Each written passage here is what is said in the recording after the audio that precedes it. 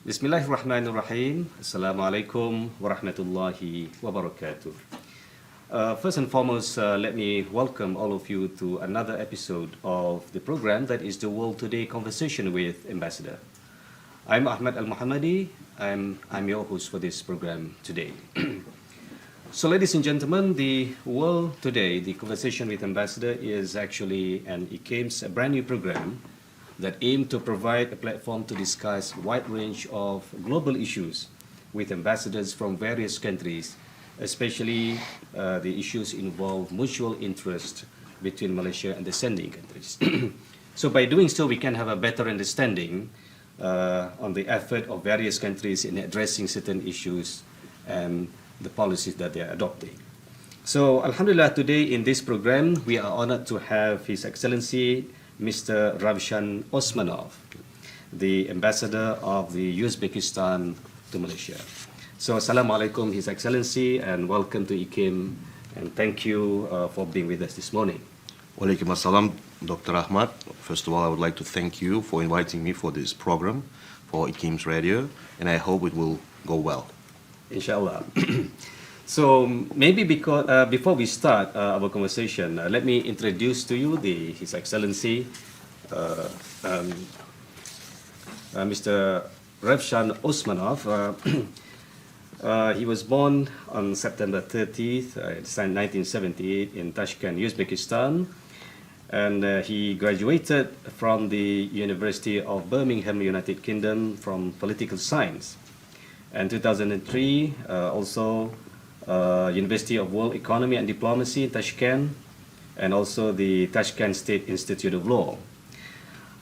His Excellency Mr. Ravshan also has a long diplomatic career, starting from 2000 until today.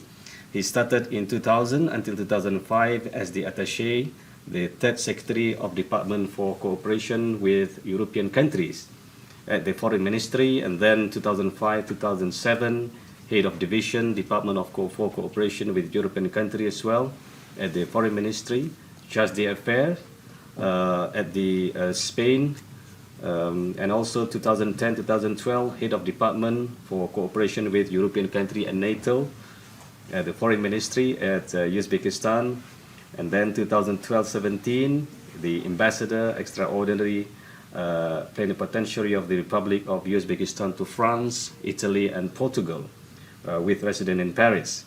2017 and 18, First Deputy Chairman of the State Committee for Tourism. We're going to talk a lot about this soon. Tourism development, and now, starting from May 2018, he is the Ambassador Extraordinary and Plenipotentiary of the Republic of Uzbekistan to Malaysia. And one interesting fact about His Excellency is he speaks multilingual. He speaks Russian, English, French, and Spanish. I think it is very, very impressive. So, His Excellency, welcome again to the programs, and maybe we can start with sharing with us how long that you've been here and how do you find Malaysia so far? Yeah, all right. Thank you. Thank you very much for this question. I'm already here 4 years. Yes. I came in May 2018, so it means that I've been here before pandemic, yeah.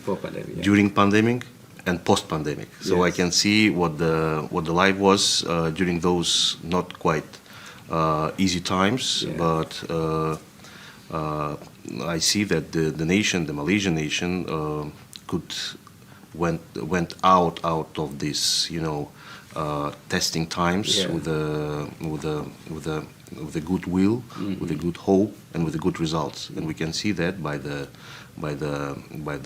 statistics, by the growth of economy, and so on. Of course, there are a lot of problems in both countries, in all of the countries around the world, Yeah. connecting with this pandemic time. But I think, inshallah, all of them will be behind, and will overcome them. Yes, inshallah. So, yeah, I think that quite sometimes already, and I think that you can see how the situation was like. I mean, before pandemic, during pandemic, and after the pandemic. So, Uzbekistan, His Excellency, is one of the very, very beautiful country.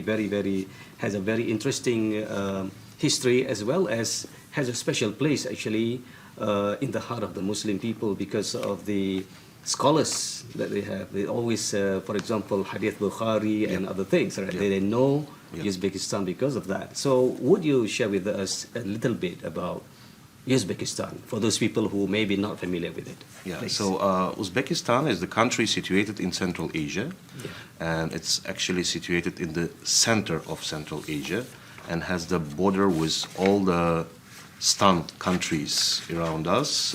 You can name it, starting from Kazakhstan, Tajikistan, Kyrgyzstan, Afghanistan, and Turkmenistan. So five of those countries, including Uzbekistan, except Afghanistan, is comprising the Central Asia. We are the country with and the whole region has a long history and its own place in the world civilization. But I hope we'll talk about that a little bit later. If we talk about the similarities between Malaysia and Uzbekistan, for example, we have the same Merdeka Day, so 31st of August, and also the population is almost the same. Our population is 35 million. So Uzbekistan comprised the half of the population of the whole region. The whole region is almost 75 million, if we talk about Central Asia. Half of it is Uzbekistan. And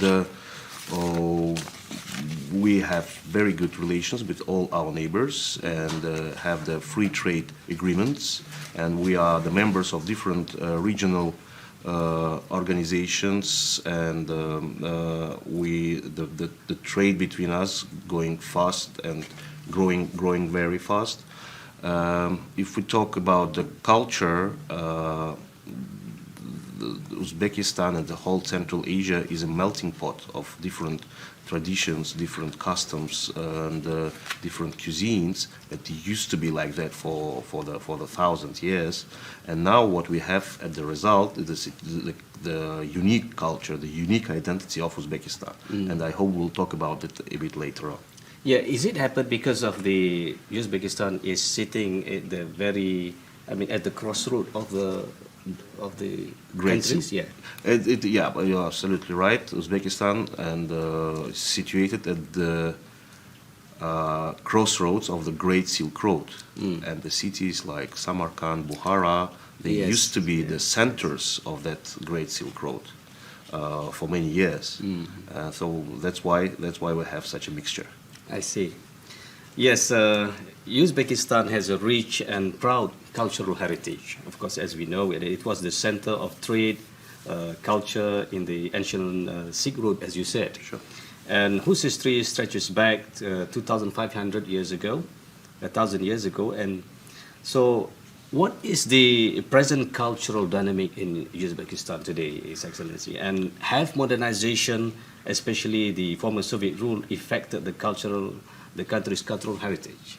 Yeah, of course, every historical period leaves its own trace in the development, in the culture, in architecture, even everyday life of the people, even cuisine. Yeah. So Uzbekistan is not an exception for that, and that's why we are considered one of the most ancient regions. If we talk about Central Asia as a whole, of the world, which contribute to the development of the world civilization over the 1,000 years, as you said.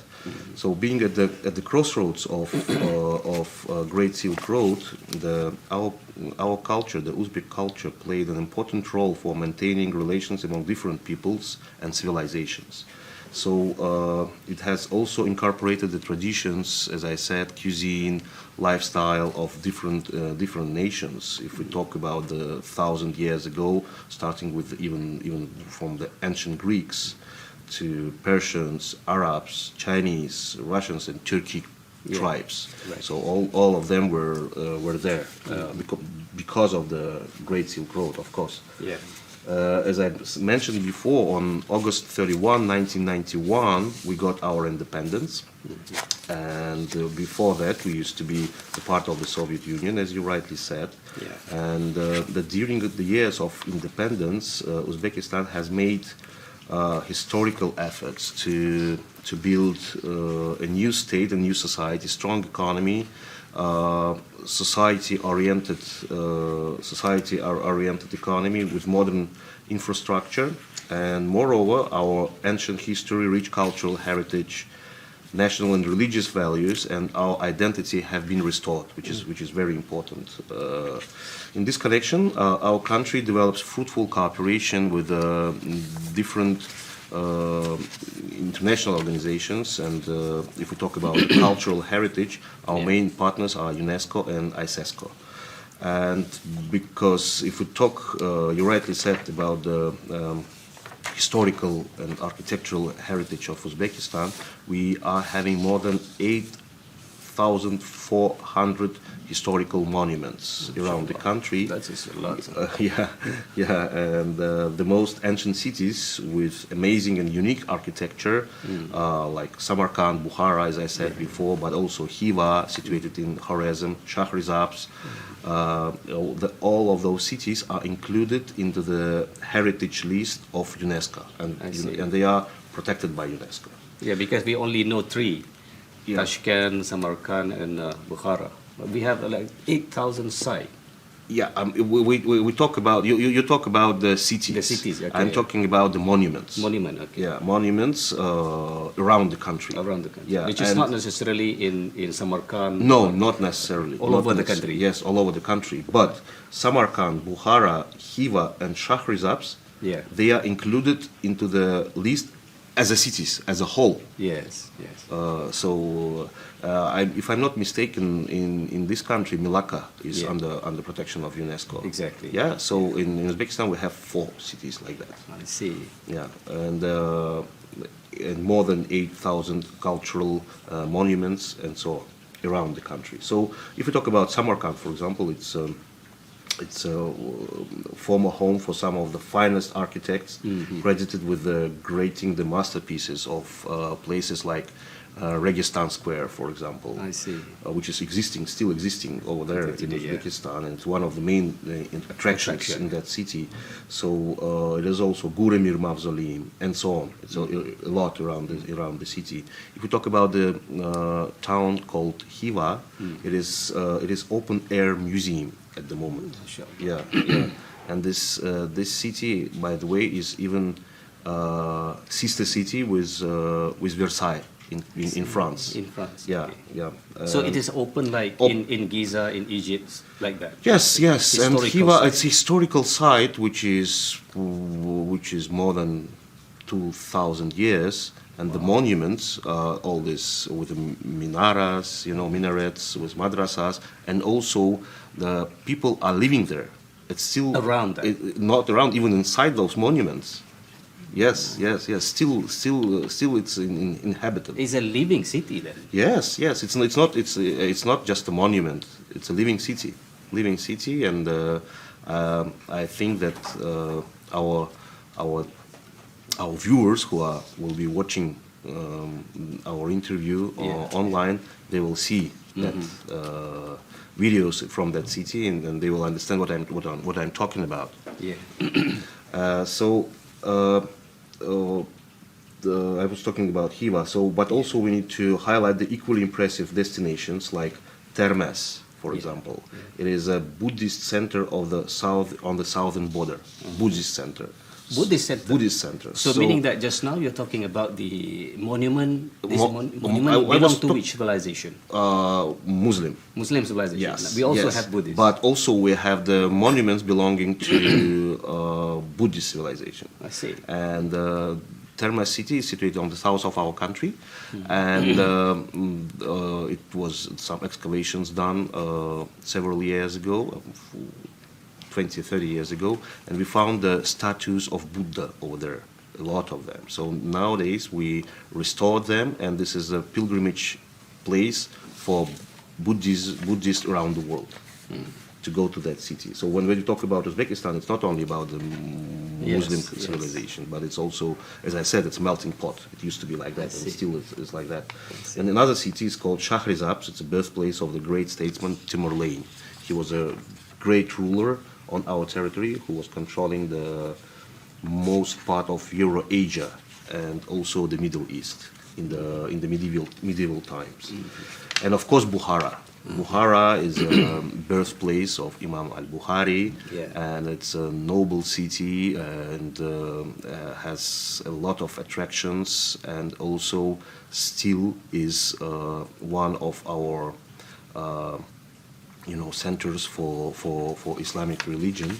But you mentioned the Soviet era time in your question. I just wanted to remark regarding that. During the Soviet time, Mir Arab Madrasa, which is situated in Bukhara, it was the only Islamic religious institution operating on the territory of the whole Eurasia or Soviet Union. The only place that's still functioning. It's the only place which was functioning during that time. I see. So it was the only one madrasa allowed to operate during the communist rule, I would say. I see. And it was in Bukhara. It's called Mir Arab Madrasa. So when we talk about education of muftis and imams in Central Asia, in the post-Soviet Union area, majority of them got their religious education in Bukhara. I see. This is very And of interesting. course now, during the independence time, we have a lot of madrasas, a lot of religious institutions and so on, and we will talk about it later on. Okay, so yes, a very, very interesting discussion. So we are going to take a short break and we'll come back right after this.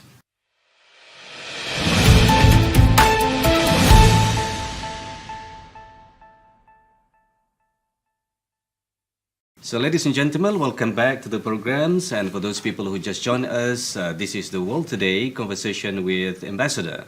So here with me today is the Ambassador of the Republic of Uzbekistan, His Excellency Mr. Ravshan Usmanov, who is going to talk to us about what is going on in Uzbekistan and the many historical sites and the tourism, cultural attraction and so on. So inshallah today we will continue our discussion. Maybe you can talk a little bit more about what you mentioned earlier about the school, His Excellency. Yeah, basically this Mir Arab Madrasa, which is situated in Bukhara, it used to be the only one Islamic religious institution on the territory of the Soviet Union.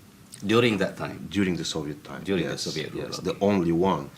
And it was providing the education for imams and muftis around the whole Soviet Union. And if we look at the map right now, in almost all neighboring countries and the former Soviet Union countries, and if you look at the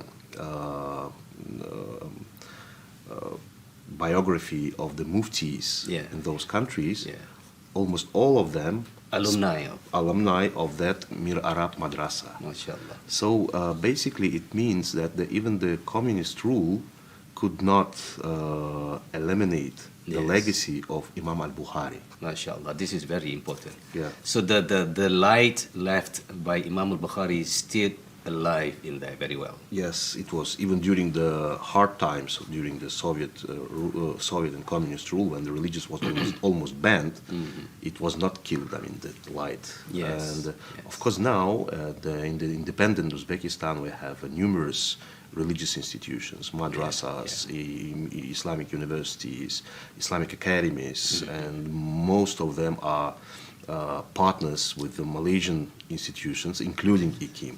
As well, and I will talk about that later on if you allow me. Okay. So if we talk about traditions and the culture and the history of Uzbekistan, I can tell you about the traditions reflecting the diversity and antiquity of Uzbekistan, which are expressed in music, in dance, applied arts, language, textile. So many of them are included into the UNESCO Intangible cultural heritage list of humanity. Quite long list of things that Yes, UNESCO yes, included in yes, yes. These are, for example, now we are talking about the intangible cultural heritage. okay. So there are the Bakhshi. What is Bakhshi? Bakhshi is the art of storytelling. Oh, mashallah. Yeah. The art of storytelling is also one of the unique Yes, things yes, in yes, yes. It is included. It is originated in What does our that region. mean by It's that? it means that it's a storytelling with a little bit of music. Oh, You know what I mean? see. Yes. It's not a song, but it's storytelling. I see. You know, and it existed for 1,000 years Tradition. in Central Asia. In Yes. Central Asia. So now it's preserved and still goes from generation to generation. We have special people who are practicing that. So every family must have this culture? Must No, Not no necessarily, necessary. Not necessary. Those people are actually artists, you know, and they He's a do special that. artist. It is special Special artist, arts. yes. And even we are having international Bakhshi festival Oh, mashallah. taking place in Uzbekistan with the guests all from around the world. Yeah. And if I'm not mistaken, Malaysia was also one of the guests during that festival. So I hope when we'll have the next one, you will go there and you will see and you'll understand what I'm Hopefully talking we'll about. So Bakhshi, it's one thing. Lasgi, it's a traditional Khwarezm dance. Khwarezm, it's one of the regions in Uzbekistan on its northern western part, with the capital with the ancient capital in Khiva, which is Yes, you mentioned it, yeah. what I mentioned before. And Khwarezm, it used to be also some of the years it was one of the kingdoms, because you know during the history during the 1,000 years the territory of Uzbekistan and Central Asia, it used to be one empire. Other centuries it was separate kingdoms and so on. It depends if what we are talking, in which historical period we are talking about. Yeah. So Khwarezm, it's a kind of unique cultural region in Uzbekistan, and they have their own dance which is called Lasgi. Lasgi. Lasgi, yes. It is also included in this intangible list by UNESCO.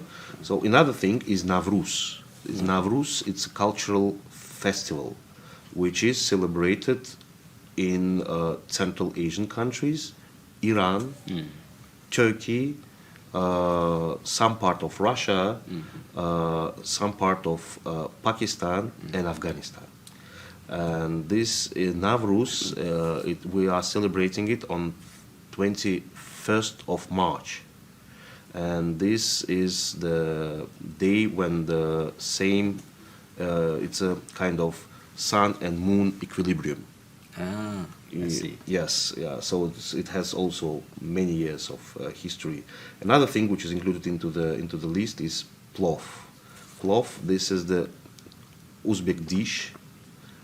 Is it food? It is food. It is food. Cuisine, okay. Yeah, yes. So it's a special dish made of rice, carrots, meat.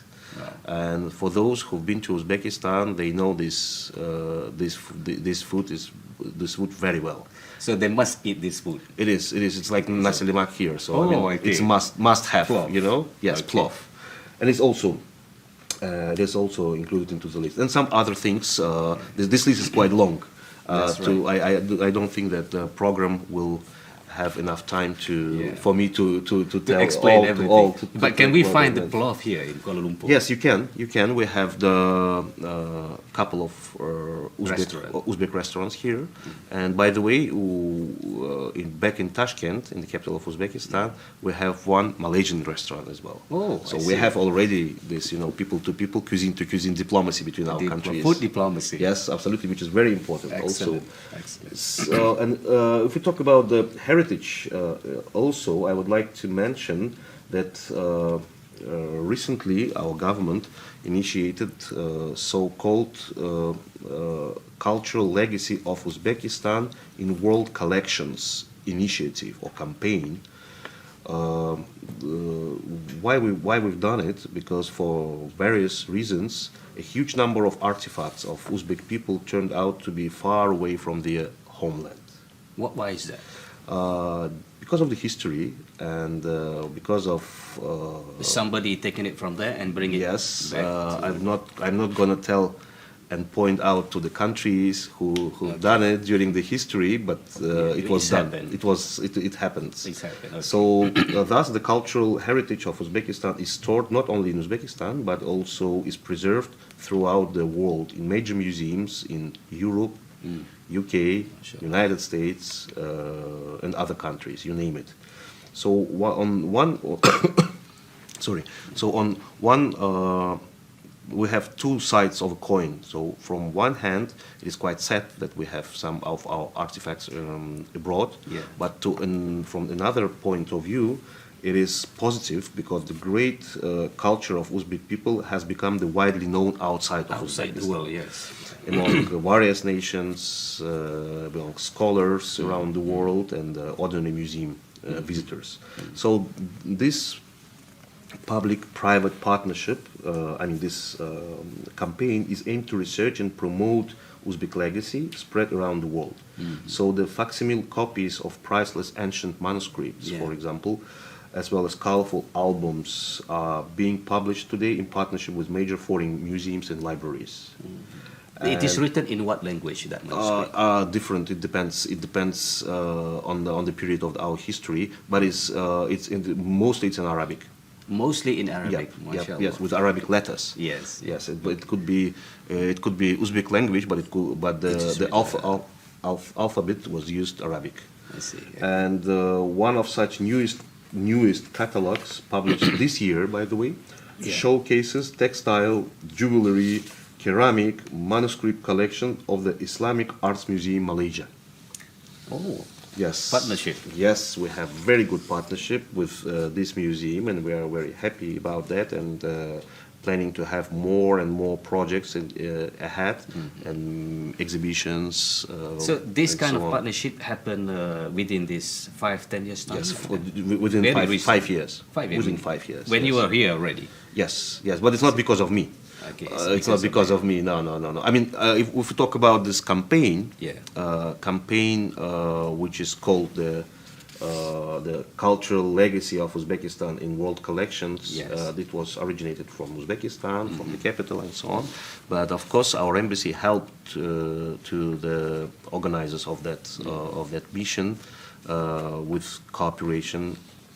With the Museum of Islamic Arts here in Malaysia. Yes. That's for sure. I see. So the country, so I mentioned already the numerous festivals we're having in Uzbekistan. One of them, it was dedicated to that Bakhshi, Yes, but also yes. we have music festivals in Samarkand, Festival of Craftsmen in Kokand, in one of the cities. Bakhshi Art Festival, I mentioned. Lazgi Dance Festival, as I mentioned before. We have jewelry festivals, Melon Festival, Yes. and the Melon. Special melon. Special melon, because just for our listeners, I would like to mention that melon is the same pride for us as durian for Malaysians. Exactly. So every visitor to Uzbekistan, he must try melon in Uzbekistan, as every visitor to Malaysia must try durian. Yes, I did yes. it myself. I like it, by the way. Right. So this is our pride. So How big is it? it's like that. It depends on the sort as well. I see. We have our different sorts, like you have here EXO yeah. and Musang King and so Musang on King and so on. and so on, It's different. It could be roundish. It could be like torpedo, we call it, like that. It could be like rugby ball. Usually it's like a rugby ball. I see. Yep. And by the way, in most of those festivals, what I mentioned, Malaysian delegations, Malaysian craftsmen, Malaysian participants took place, and I'm very glad about that, because this is how we should make our countries to be closer to each other. Excellent.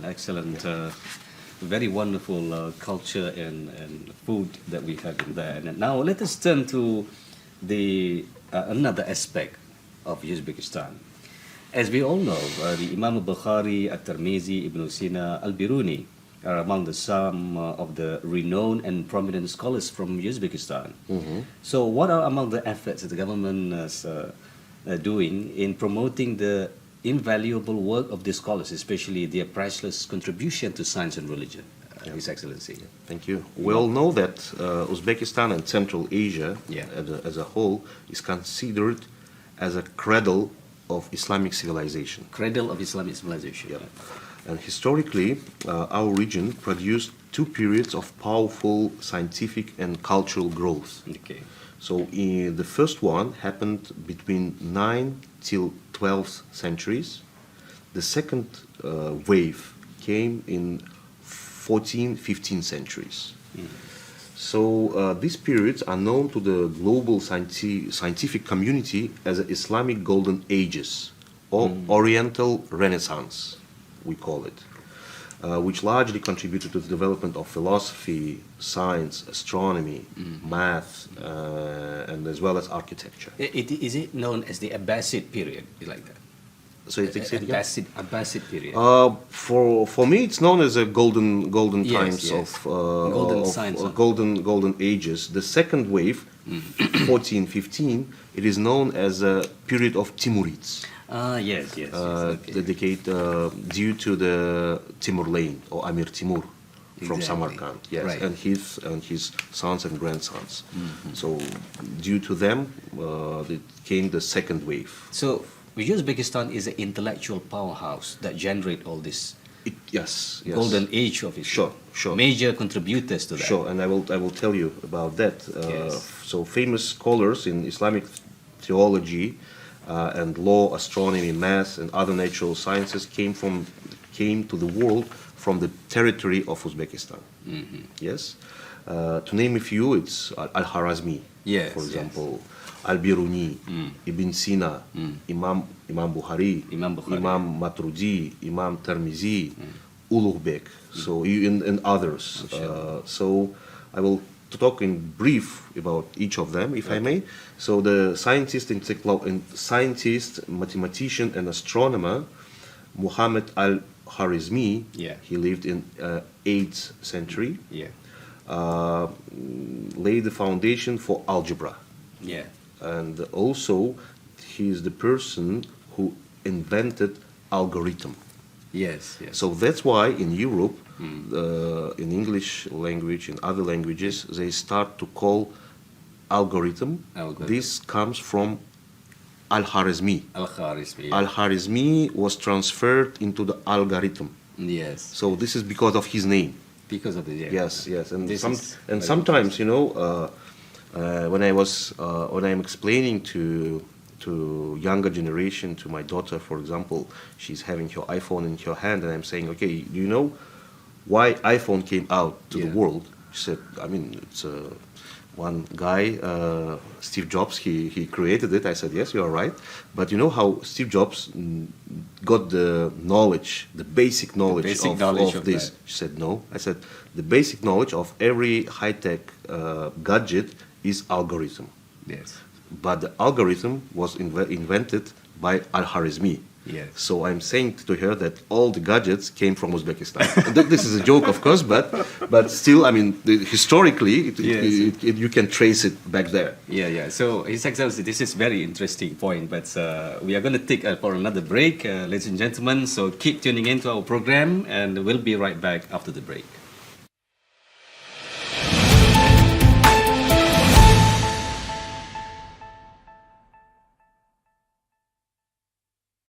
So, welcome back to the program. This is the World Today, a conversation with Ambassador. And here with me is Ambassador of the Republic of Uzbekistan, His Excellency Mr. Ravshan Usmanov. So, we are going to continue our discussion. Just now you mentioned about Uzbekistan and also the cultural heritage that we have, the discussion about Al-Khawarizmi and others. Would you continue talking about it? Yes. Okay, thank you very much. So we've been talking about our prominent scholars, but of course I should mention two other names, Imam Bukhari and Imam Tirmidhi. They lived in 9th century, were the most prominent hadith scholars in the Muslim world. And their spiritual legacy, Sahih Al-Bukhari and Jami Al-Tirmidhi, are known as the most important hadith collections in Sunni Islam. Yes, yes. And also, I would like to talk about briefly about another person. His name is Al-Biruni. He is a scholar and a scientist from 11th century. Produced a series of geographical works about India and a wide range of writings in natural science and humanities. Being the owner of many discoveries and advanced ideas in the history of science, Biruni was also recognized as the founder of the new science of that time, which is called geodesy. Geodesy. Geodesy, yes. The science of measuring the surface of the earth using appropriate tools. I see. So, another one person I would like to mention, it's of course very well known, Ibn Sina or Avicenna from 11th century. Is regarded as a founder of early modern medicine. He's also a very influential philosopher of that time. And finally, I would like to talk about the astronomer and the mathematician. His name is Ulugbek. Ulugbek from Samarkand. He lived in 15th century. And he actually was the founder of the famous and the largest observatory in the whole Islamic world. And he was astronomer. And actually, it was in Samarkand. It's still existing there. It is in Samarkand, and it still exists until today. Yes, observatory. Every visitor to Samarkand can go there and see that by their own eyes. And he created the most precise catalog of stars of that time. Can you imagine in 15th century? And people even say that, for example, Columbus, when he was looking for India, and when he was traveling around the seas, he used the star maps of Al-Biruni and also of Ulugbek. Created by yes. So when I was my point, I mean, I can mention other scholars and scientists from the golden age of Islamic science. The basic point there is actually that the Islamic scholars gave a lot to the world civilization, gave a lot to the world science, and were the founders and were the initiators of many inventions in the world. Which I mentioned, I mean, star maps, algorithms, medicine, philosophy, you name it. And in the world literature, the world scientists are saying that it was the very good continuation of the Renaissance, of the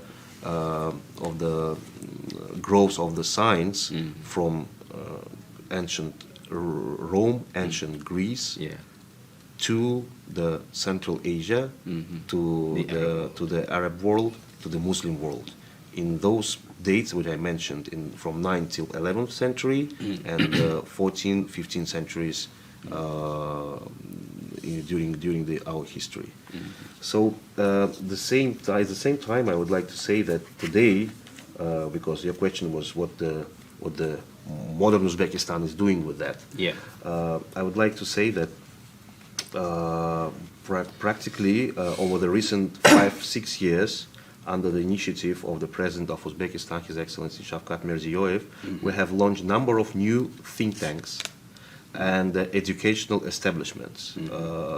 For example, International Islamic Academy, International Research Centers of Imam Maturidi, Imam Bukhari, and Imam Tirmidhi, as well as a Center for Islamic Civilization. Why we are doing that? So this is recently recently done, yes, to preserve, to restore, and also to keep for our next generations all the legacy which was given by the Central Asia to the Islamic civilization. And the center of Islamic civilization in Uzbekistan, by the way, The new building of that is under construction now, and the construction will be ready soon, at the beginning by the next year, if I'm not mistaken. So this center will be having the huge museum with more than 4,000 artifacts, gallery, public library, convention hall, as well as a conservation laboratories. And most importantly, it's going to be the home of the oldest surviving Quranic manuscripts from the 7th century, the oldest one in the world, the Holy Quran of Usmandi. Yes, yes. Mushaf of Osman. Yes, is preserved in this in Uzbekistan, and now it's in another museum in Tashkent. But it will be moved to that center of Islamic civilization. So this is commissioned by the government. Yes, yes. In order to preserve the heritage. Sure. And also with all these think tanks and institutions, they have a international cooperation with different countries, and of course with Malaysia. And I would like to say that, for example, with IKIM,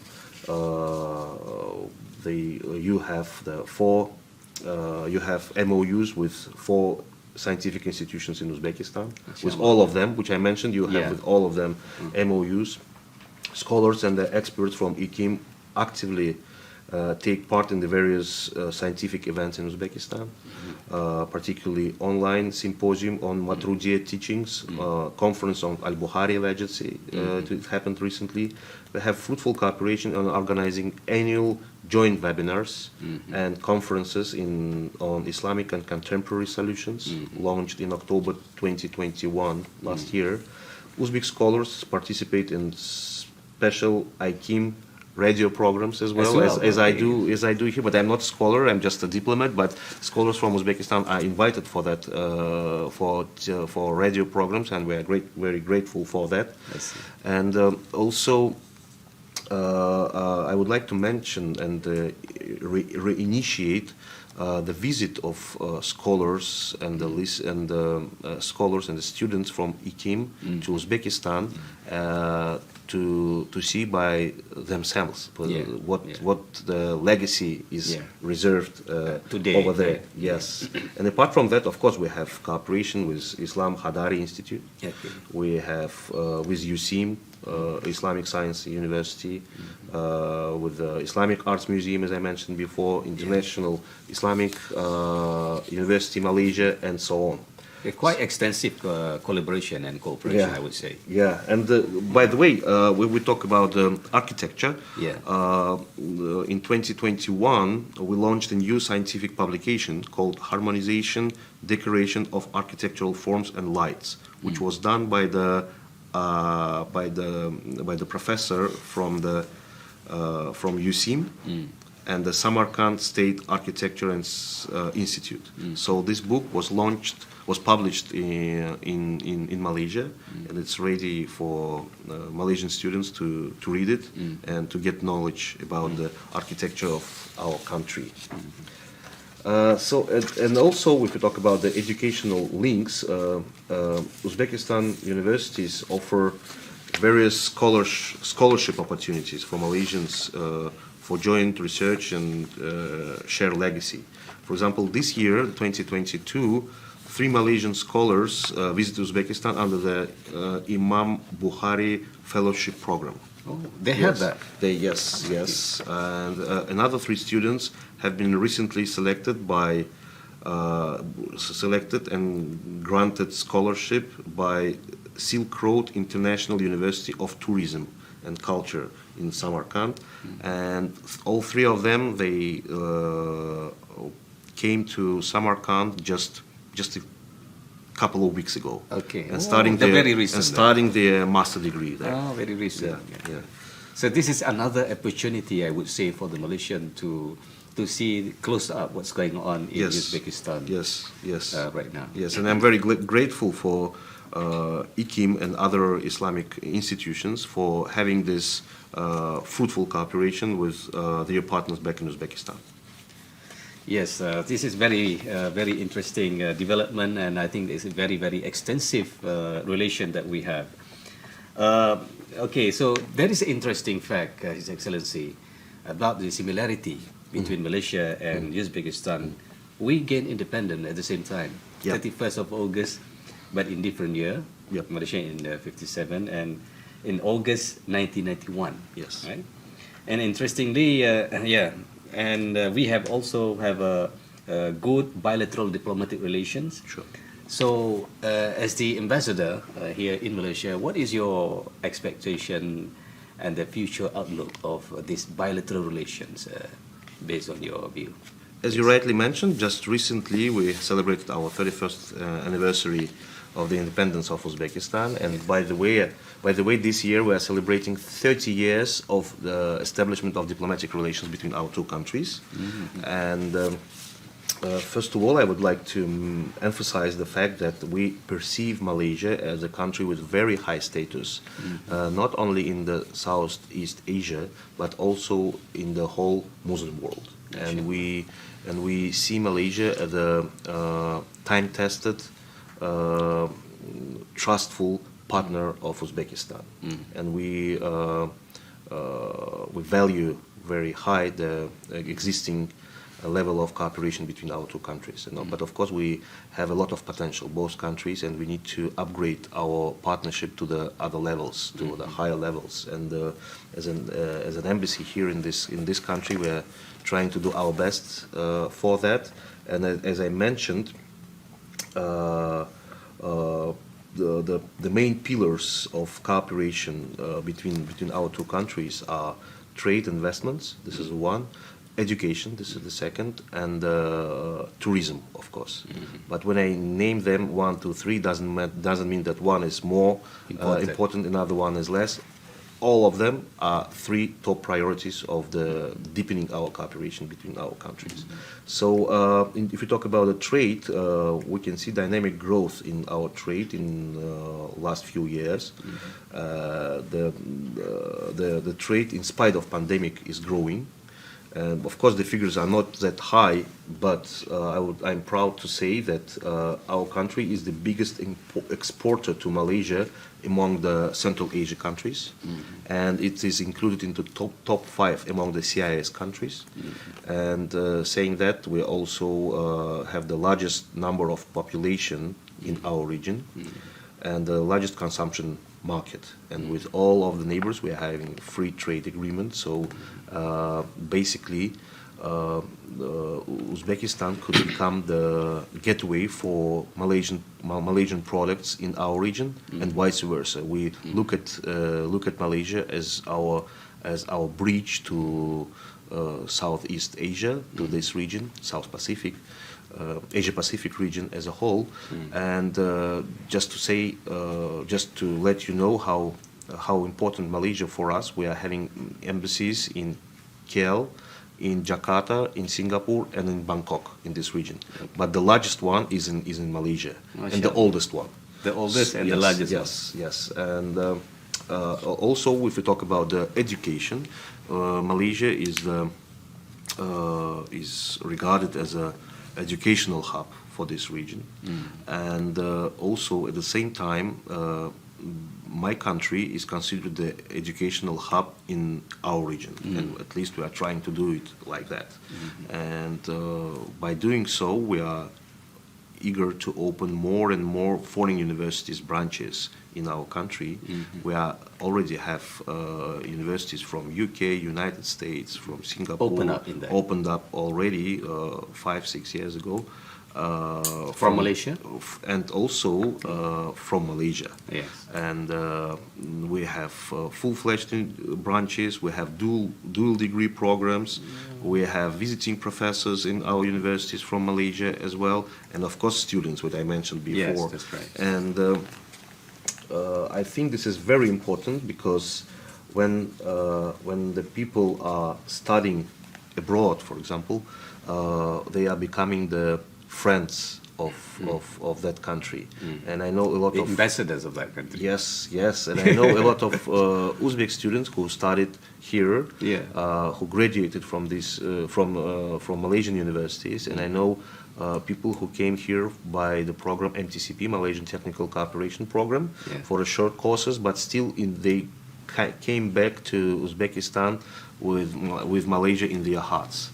And So MTCP program, they also they do. I They see. MTCP program. They send students here. I mean, the professionals or Exactly, specialists. governments and so yeah, on, yeah. And overall, during the existence of this program, around 700 Uzbek specialists trained in Malaysia. 700. 700, yes. Yeah, Mashallah. yeah. So,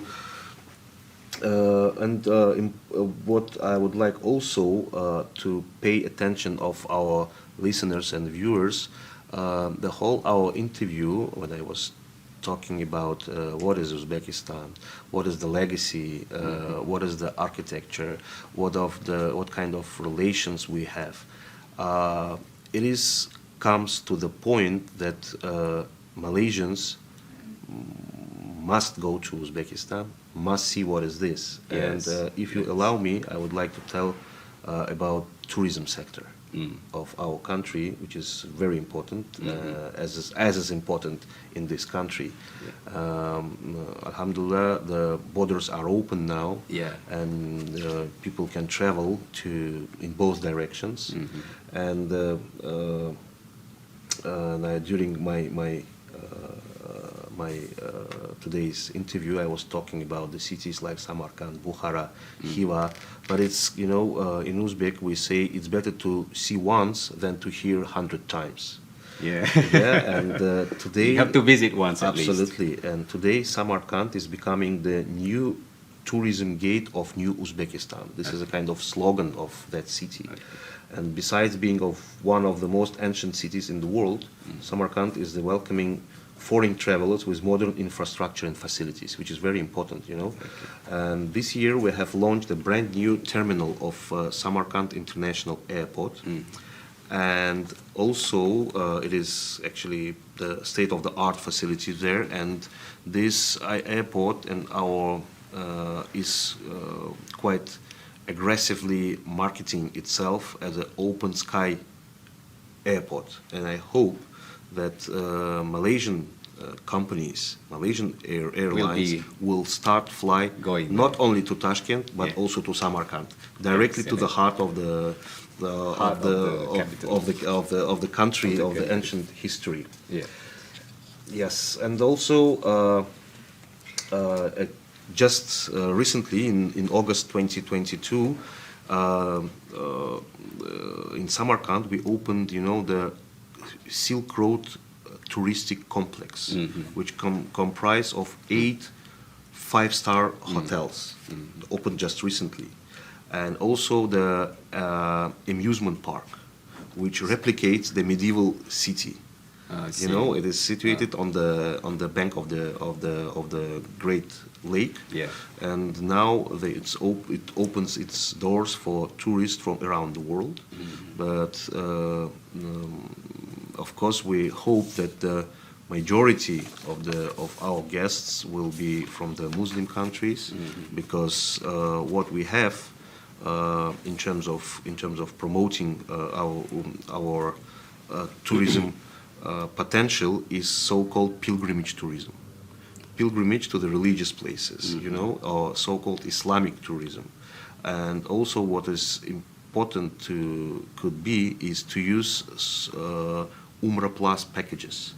Umrah Plus packages, it means meaning that before they are going to Hajj, they can go to the birthplace of Imam Al-Bukhari, for example. I see. Yes, it's a very smart move. Yes, yeah. I mean, it's to go to the birthplace of Al-Tirmidhi. Yes, right. And to see the real cities which are still preserved until today.